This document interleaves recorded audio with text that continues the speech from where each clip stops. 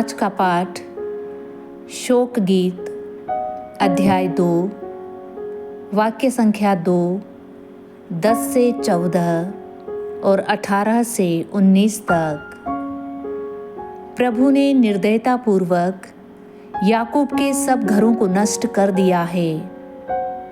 उसने क्रोध के आवेश में आकर यूदा की पुत्री के सब गढ़ों को ढा दिया है। उसने उसके राज्य और उसके शासकों को अपमानित किया और मिट्टी में मिला दिया है। सिय्योन के नेता मौन होकर धरती पर बैठे हैं, अपने सिर पर धूल डाले, टाट के कपड़े ओढ़े यरूशलेम की कुमारियां सिर झुकाए बैठी रहती हैं। मेरी आंखें आंसू बहाते बहाते बुझ गई है।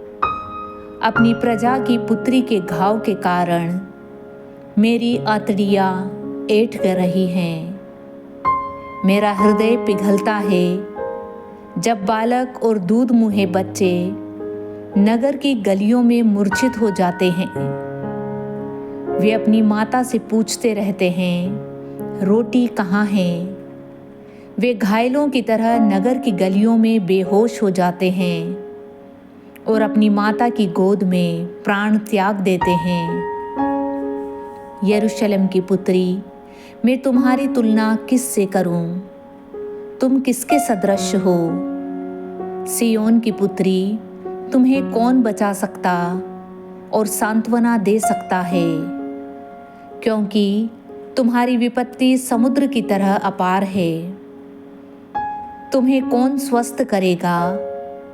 तुम्हारे नबियों ने तुम्हें असत्य और भड़कीले दृश्य दिखाए।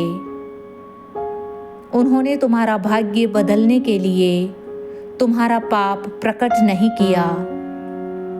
उन्होंने तुम्हें व्यर्थ और भ्रामक भविष्यवाणियां सुनाई। तुम सारे हृदय से प्रभु सिय्योन के रक्षक की दुहाई दो। तुम्हारे आंसू दिन रात नदी की तरह बहते रहें।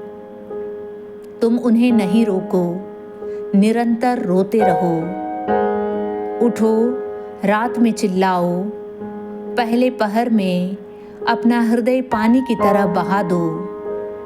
अपने बच्चों के प्राण बचाने के लिए प्रभु के सामने हाथ उठाकर प्रार्थना करो। वे गलियों के नुक्कड़ों पर भूख के कारण बेहोश पड़े हैं। आज का सुसमाचार संत मत्ती अध्याय 8 वाक्य संख्या 5 से 17 तक।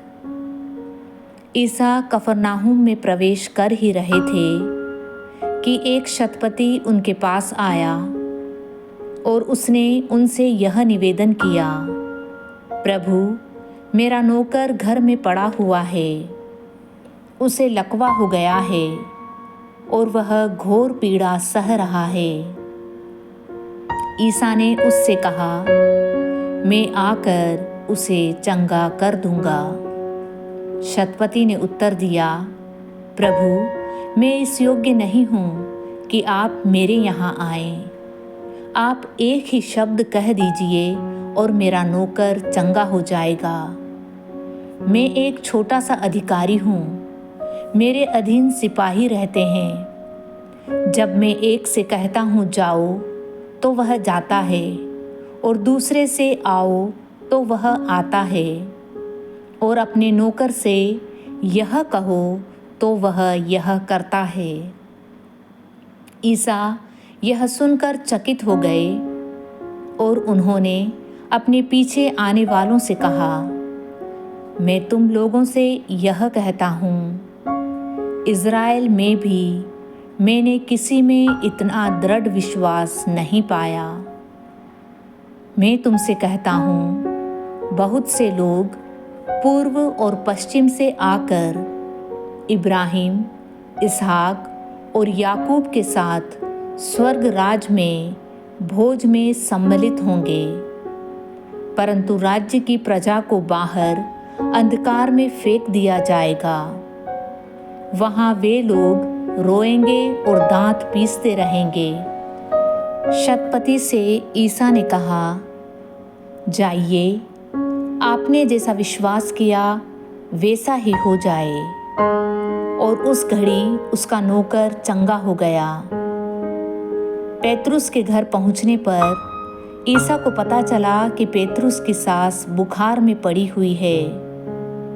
उन्होंने उसका हाथ स्पर्श किया और उसका बुखार जाता रहा और वह उठकर उनके सेवा सत्कार में लग गई।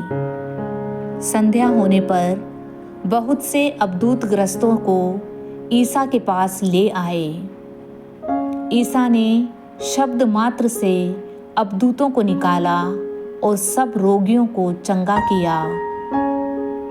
इस प्रकार नबी इसायास का यह कथन पूरा हुआ, उसने हमारी दुर्बलताओं को दूर कर दिया और हमारे रोगों को अपने ऊपर ले लिया।